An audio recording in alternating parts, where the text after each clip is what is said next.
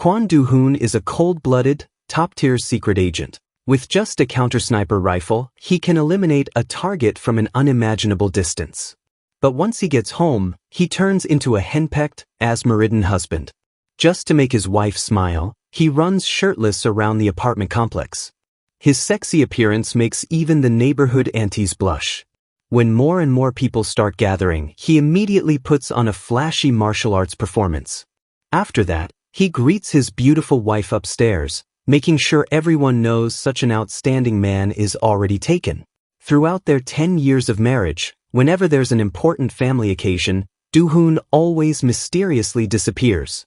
He even missed their daughter Kwon Min-seo's first birthday. On this day, the organization assigns him to arrest several drug dealers. He takes them all down effortlessly. But when his teammates arrive to clean up, he suddenly remembers. It's their 10th wedding anniversary. He hurriedly calls his daughter and learns that his wife has already gone on a solo trip to Thailand. Now he panics. His teammates can only tell him to deal with it himself. To make up for it, Do-hoon goes to the airport early to pick her up, but URA gives him the cold shoulder. URA then demands to see Do-hoon's boss. But every time, Do-hoon claims that Director Oh is away on a business trip. Furious, URA kicks him out of the car. Do-hoon buys fried chicken to appease his wife, but URA completely ignores him. The couple remains locked in a cold war the next morning until their daughter can't stand the tension anymore and insists on going to school. At that moment, both of their phones receive a notification. URA has entered her ovulation period. The two are instantly awkward. Do-hoon, however, sees this as a chance to repair their relationship and tells his wife to read the message. Long ago, they made an agreement. Whenever it's ovulation day, they would discuss the origin of human life, then celebrate with a glass of red wine afterward. The thought makes URA's heart flutter for a moment, but seeing her husband's ingratiating smile immediately irritates her again. All day long, Do-hoon bombards her with messages. It's only when URA sees her late mother-in-law's memorial notice, almost as if urging her to forgive him, that she finally softens and calls him back. She tells him that today is his mother's death anniversary and asks him to come home early in the evening and to buy a bottle of red wine on the way. Do-hoon immediately understands that his wife has forgiven him. He excitedly vows that even if he dies, he'll come home tonight. But in the next second, he's boarding a high-speed train, transforming back into a ruthless agent headed for an amusement park. When he discovers the target is accompanied by a young daughter, he cancels the mission without authorization and leaves with his weapon. That night, the family has already prepared everything for the memorial service, just waiting for Do-hoon to arrive. URA anxiously calls him, but no one answers. The family assumes he's been sent on another business trip by Director Oh. Meanwhile, Do-hoon is in a bar. The lipstick mark on the glass beside him suggests he had just been with a woman. Just when everyone is about to fall asleep, Do-hoon finally rushes home. He hurriedly changes clothes and complains that Director Oh is inconsiderate, sending him on a business trip on such an important day. URA has heard enough of these excuses. Just then, Do-hoon's phone rings again. It's Director Oh. After a moment of thought, URA hangs up the call and sends a message telling Director Oh to come over. The memorial ceremony begins shortly after. The whole family launches into their annual synchronized crying ritual, each person crying louder than the last, leaving even the newly married sister-in-law unsure whether she should cry too. Suddenly, the doorbell rings. URA says she ordered pig's feet delivery. Her younger brother rushes to open the door, only to find a stunning woman standing outside. She turns out to be Do-hoon's boss, Director Oh Cheon-rain. Everyone had assumed Director Oh was a man, never expecting her to be a cool, elegant beauty. Regaining his senses, Do-hoon asks why she's here. Director Oh calmly replies, "Didn't you call me?" Do-hoon looks completely confused. At that moment, the real delivery arrives. Director Oh instantly senses something wrong. She tosses the flowers aside and slams the door shut. The delivery man is actually an assassin. The two begin fighting in the hallway. Inside the apartment, the family starts interrogating Do-hoon. Yuri admits that she invited Director Oh and tells Do-hoon to let her in. Outside, Director Oh throws the assassin into the elevator, calmly covers the security camera, and transforms into an elevator battle goddess. When Do-hoon heads downstairs and notifies headquarters to clean up, the fight is already over as the elevator doors open. Do-hoon asks why she led the assassin here. Director Oh says she'll take responsibility and handle it. Upstairs, the father gets impatient when they don't return and throws a pig's foot downstairs, shouting for Do-hoon to come home. Director Oh also prepares to go up, ignoring any attempts to stop her. She insists on meeting Do-hoon's scheming wife. Once upstairs, she warmly greets everyone, her refined, tea-green aura on full display. She even brings gifts, new clothes for the women. URA claps awkwardly, and only then does everyone realize what's going on. The family begins criticizing Do-hoon for always leaving on important days, even missing his father's surgery. Seeing Do-hoon surrounded and attacked, Director Oh immediately uses her tear tactic, taking all the blame onto herself. URA is so angry she laughs. Seeing the beauty cry, the father quickly comforts her, saying that being a superior isn't easy either. If his son takes the money, he should do the job properly, and should keep working hard. Do-hoon nods frantically in agreement. In the end, everyone is deeply moved by Director Oh's tears. There's no doubt he won this round. URA feels extremely annoyed. After several rounds of drinks, Do-hoon quickly calls a colleague to take Director Oh Cheon-ryan home. If she doesn't leave now, his baby-making plan for the night will be completely ruined. Just as the couple is about to get intimate, their daughter Min-seo suddenly barges in. Do-hoon wants to take her back to her own room, but Min-seo insists on sleeping with them. Just like that, the little spark between the couple is instantly extinguished. The next day, after dropping Min-seo off at school, Do-hoon eagerly makes an appointment with his wife for a big battle that night. But URA has already lost interest, saying she doesn't want intimacy to feel like homework or a task to be checked off. Do-hoon, however, doesn't care. He expresses his desires like a love-struck dog in heat, though his words are phrased quite poetically. Still, how could the other parents around them not understand? He even puts on a public performance of clapping for love, embarrassing URA so much that she can only helplessly nod in agreement. Only then does Do-hoon go off to work, fully satisfied. He even arranges in advance for his younger brother to pick Min-seo up from school and have her stay over. Night quickly arrives. Do-hoon rushes to URA's cafe and finds that she's still working. Without a word, he helps her pack up and takes her home. Just as he excitedly carries URA inside, he freezes. Everyone in the family is there. It turns out there's a water outage in the father's apartment complex. The younger brother says the TV is broken and they need to stay over to cheer for the Korean national football team. Min-seo also insists that the whole family sleep together on the floor tonight. Once again, the baby-making plan goes up in smoke. Still unwilling to give up, Do-hoon messages his wife, saying he's booked a hotel room for the next night. URA can only agree. The next day, Do-hoon receives a new mission from the organization. He arrives at a tennis court frequently visited by the target and begins selecting a suitable sniping location. He finally locks onto a distant hotel and conveniently arranges for that very hotel to be the place he'll meet his wife that night. Using binoculars, he spots the target. He drills a small hole in the glass, assembles his prized weapon, raises the rifle, takes aim, and pulls the trigger in one smooth motion, easily completing the assassination. At the same time, URA leaves work early and heads to the hotel they agreed on. Unexpectedly, she sees Director Oh Cheon-ryan in the lobby. A seed of suspicion instantly takes root. She wants to step forward and ask for an explanation, but she's a moment too late and can only watch as Director Oh enters the elevator. Meanwhile, Do-hoon has scattered rose petals all over the room. When the doorbell rings, he rushes over impatiently to open it, only to find Director Oh standing there. Seeing his flamboyant outfit, Director Oh asks if he's meeting his wife. Do-hoon replies that he doesn't have much time. The organization has just issued an urgent mission. The target will leave the country in 3 days, and Do-hoon must eliminate him as soon as possible.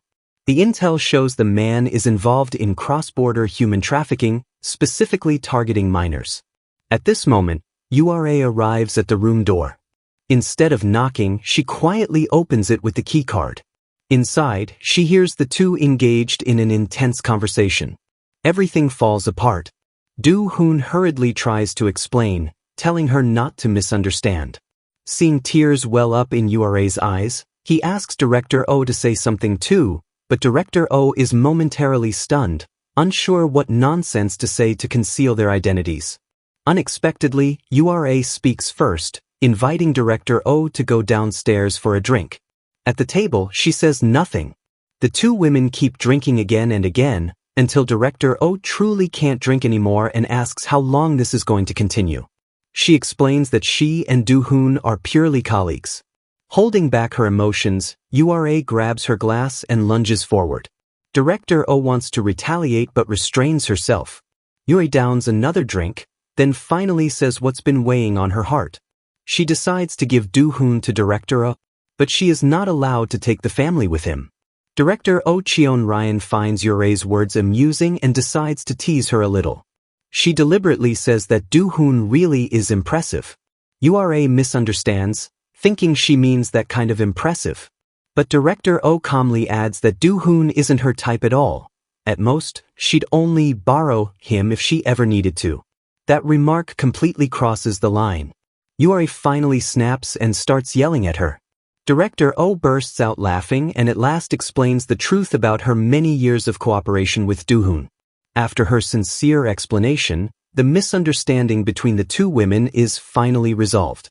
Meanwhile, back in the hotel room, Do-hoon has been waiting so long he's about to lose his mind. He calls his wife, but no one answers. He then calls Director Oh to ask what's going on.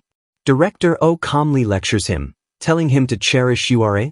A wife like her doesn't come easily. Those words are overheard by Ura as she returns from the restroom. She silently sits down beside Director Oh, lowers her head, and soon falls asleep. The next day, while carrying out a mission, Do-hoon receives a call from his wife. To his shock, she unusually speaks in a soft, suggestive tone, hinting that she wants him to come home early that night to drink red wine together. Do-hoon immediately understands what she means. Just after he hangs up, the target appears at a restaurant, accompanied by several children. Do-hoon follows them all the way to a church. It turns out the target is a priest.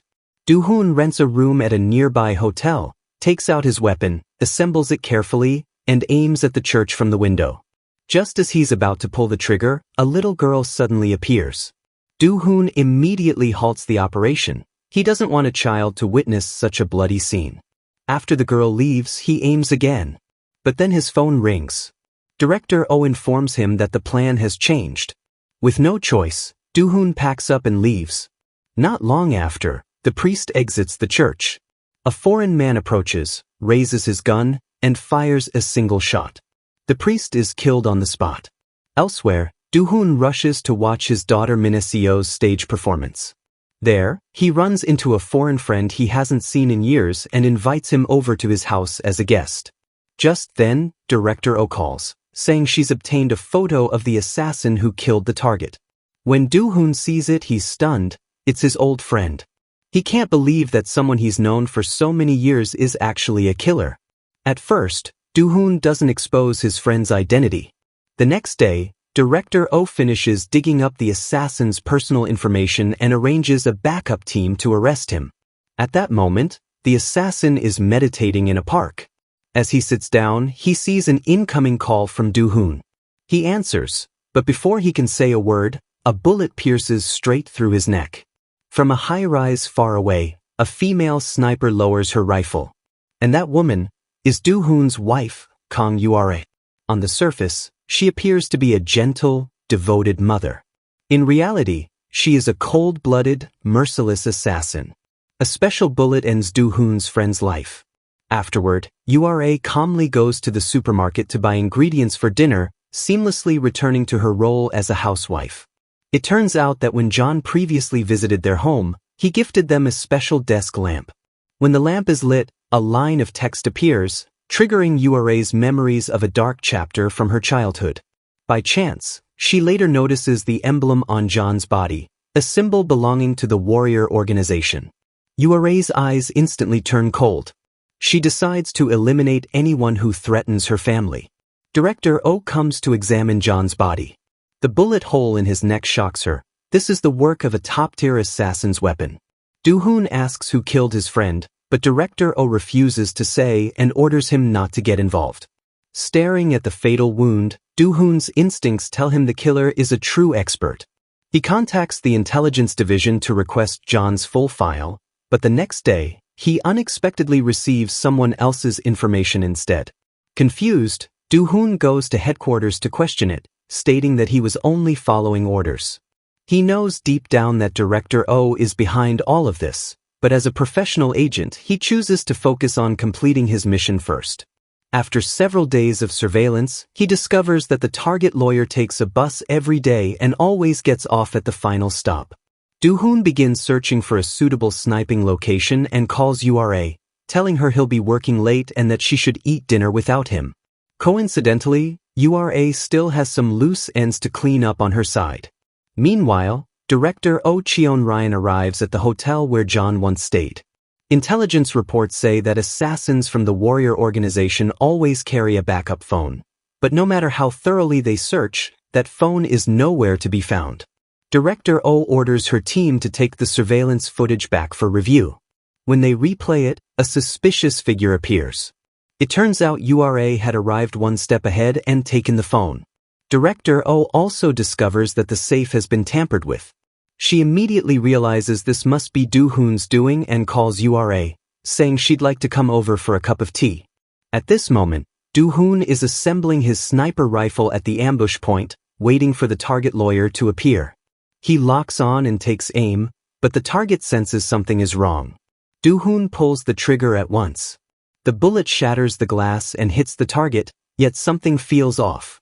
He approaches personally to confirm the kill and realizes things aren't that simple. The two grapple fiercely. Ignoring any code of honor, the lawyer pulls out a knife and stabs Do-hoon in the abdomen, then takes advantage of the chaos to escape. At the same time, Director Oh arrives at URA's front door. Just as URA is about to open it, John's phone suddenly rings. Unaware of the danger, Min-seo answers, and the caller directly calls out URA's name. When no one opens the door, Director Oh grows suspicious. At the same time, she receives news that Do-hoon's mission has failed and immediately rushes to his location. Back at home, URA quickly turns off all the lights, draws the curtains, rearranges the knives in the house, and prepares herself for a possible fight. Seeing that Do-hoon still hasn't returned, she calls him, but no one answers. At this moment, Director Oh is treating Do-hoon's wound. Do-hoon asks what John's true identity was, but Director Oh avoids the question and instead asks about the target's current status. When she hears the target is called the lawyer, her expression changes subtly. Do-hoon instantly senses that she's hiding something. An urgent notice arrives for Director Oh. Before leaving, she warns Do-hoon not to interfere in matters involving the lawyer or the tattoo. The next day, Do-hoon secretly infiltrates the lawyer's residence. Unbeknownst to him, the lawyer is already lurking in the shadows. As Do-hoon returns to the underground parking lot of his apartment building and steps out of his car, a gun is suddenly pressed against his head. The lawyer forces him back into the vehicle and demands to know where the safe is. Do-hoon realizes the safe must contain something extremely important. He deliberately distracts the lawyer with conversation, then strikes swiftly and subdues him.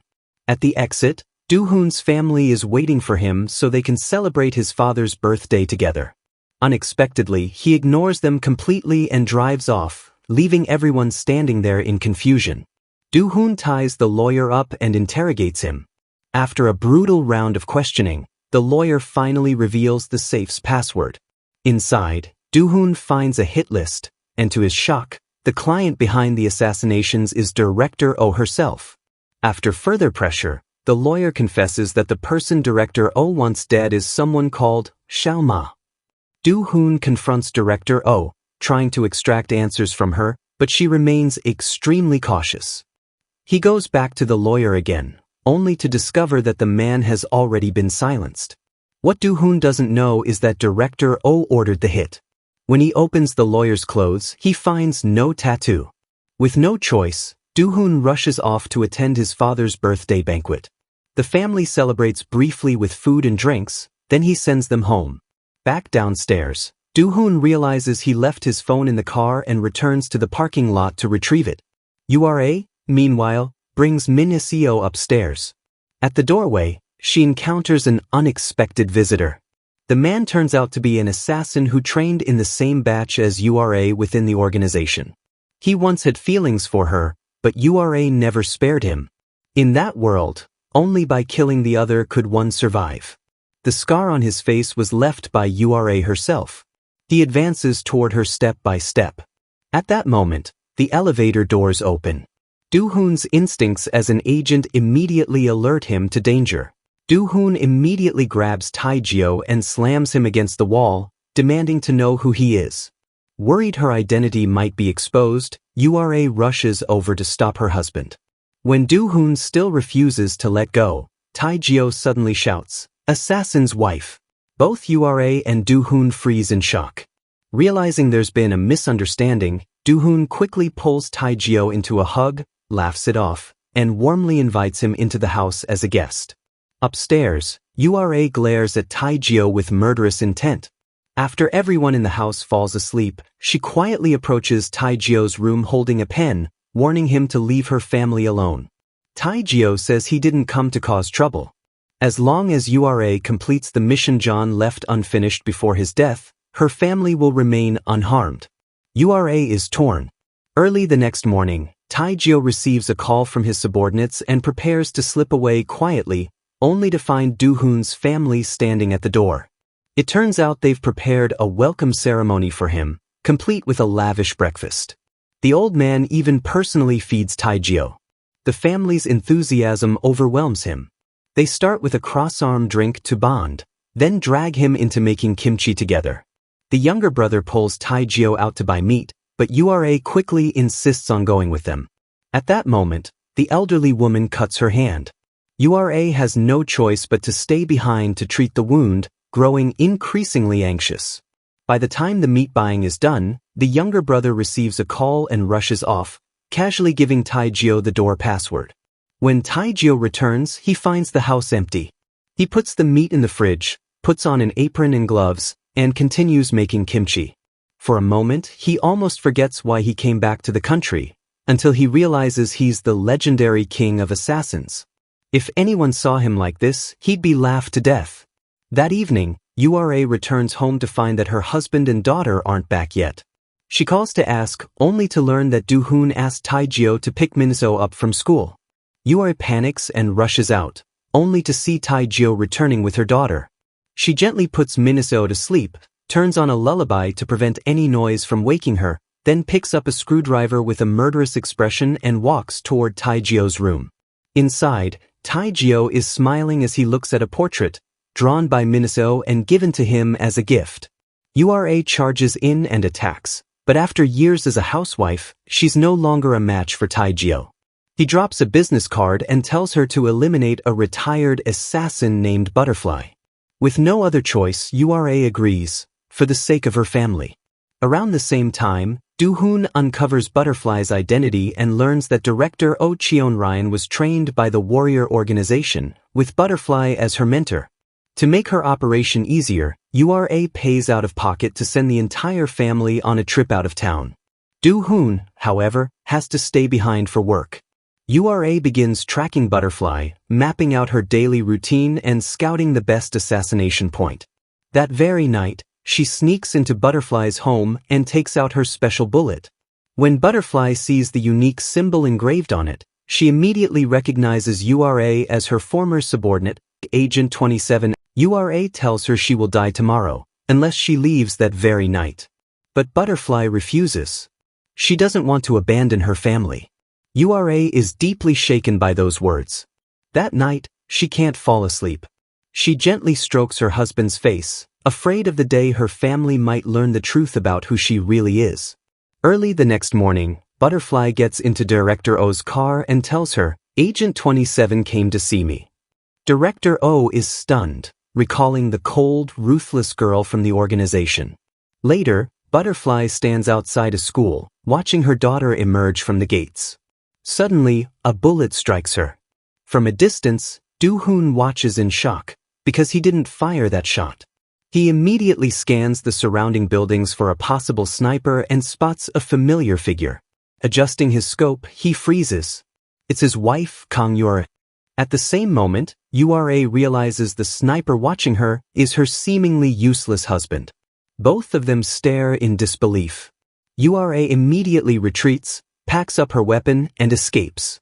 Do-hoon rushes into the opposite building, desperate to confirm whether the shooter was really her, but by the time he arrives, she's already gone. Ura is now in Taijio's car, speeding away. Her phone keeps ringing. It's her husband, but she doesn't dare answer. When they reach Taijio's hideout, he throws down a stack of photos and reveals the truth. The person responsible for eliminating the children back then was director Oh Cheon-ryan. Ura is stunned. Back then, Korea was plagued by foreign spies.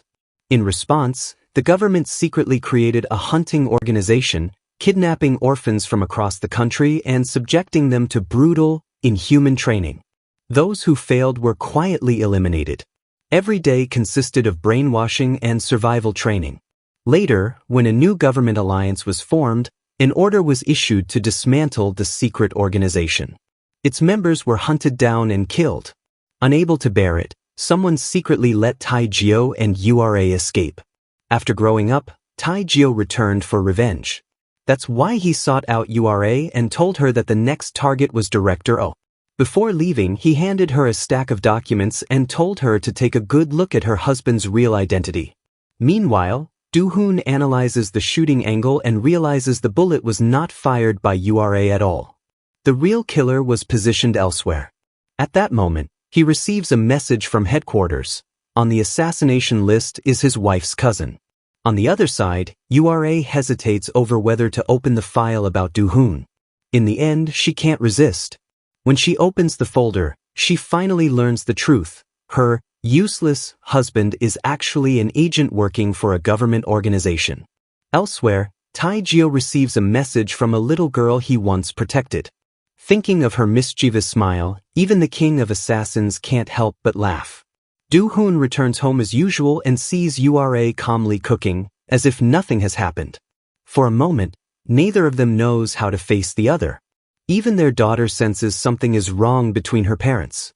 The next morning, Do-hoon learns that Ura has gone to attend an event, one that seems to be connected to Director Oh.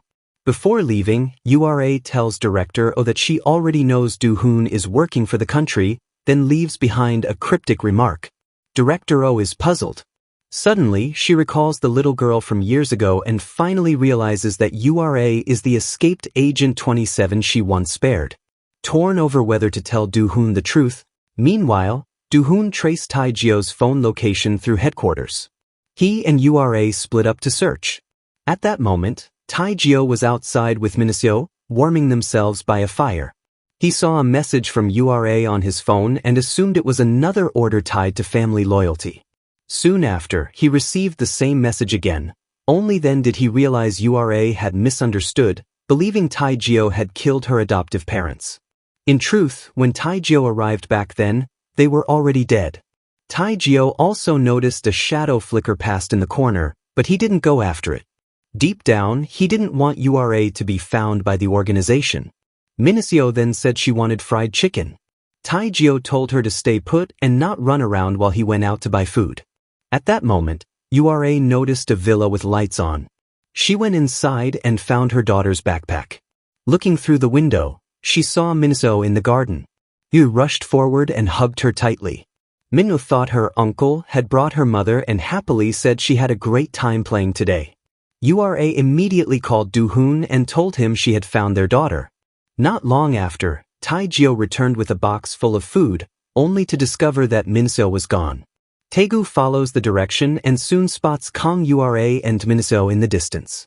Looking at the full box of food he never got to give Miniseo, suddenly, Kwon Do-hoon appears and punches him hard, warning him never to go near his family again. Taegu stops him and calmly asks, "Does your family include number 27 too?"